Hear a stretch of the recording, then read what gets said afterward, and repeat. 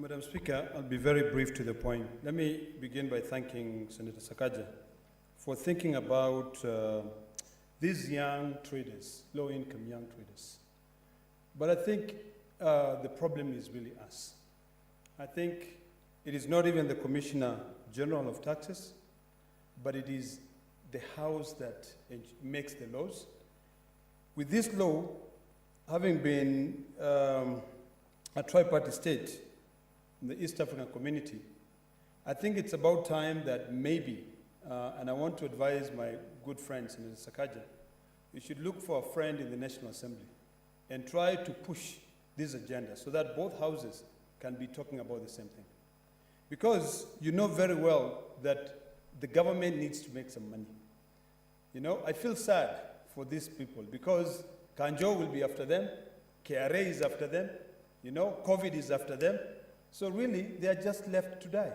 So, Madam Speaker, I really would like to beseech you that you commit this statement to the relevant committee, but we also have to now think outside the box. If it is inviting the Commissioner General of Taxes and having a conversation with him on how we can be able to suspend the implementation of that act, because you know very well, my good friend Sakaja, that when we make laws, those laws must be enforced. So there's a thin line between the enforcement of the laws and, you know, dealing with the current situation. You know, I'm happy to be informed. Happy to be informed. Yes, information by Senator Sakaja. Thank you, Senator Ledama, for accepting the information. Just to inform you two things. One, of course, we're working with the National Assembly. Senator Honorable Yusuf Hassan visited me with the entire ECD business community and the Nyamakima group. But number two, this is not our law. It's not a law passed in the National Assembly. It is an East African tariff that even we don't need to suspend because the other countries are not implementing it.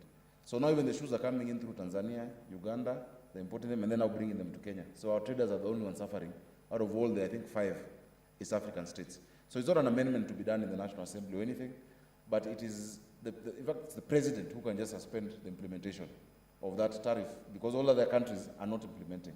And the traders just want to charge them either for the container, 2 million, or tell them pay per pair. But you cannot ask them for both, Madam Speaker. Thank you for that. Proceed, Senator. Thank you, Madam Speaker. I thank Senator Sakaja for that very good information.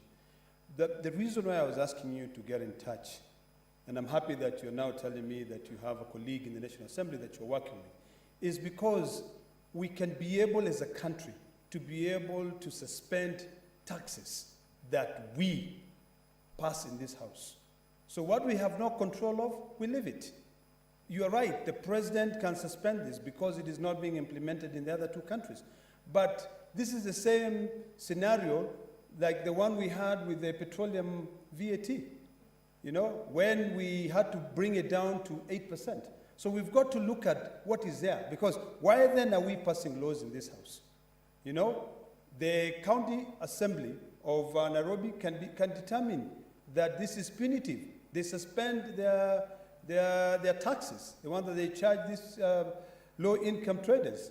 And the National Assembly can also initiate the process of waiving the VAT. So what we can control, we deal with. So, Madam Speaker, I empathize, and I hope that we can be able to find solution.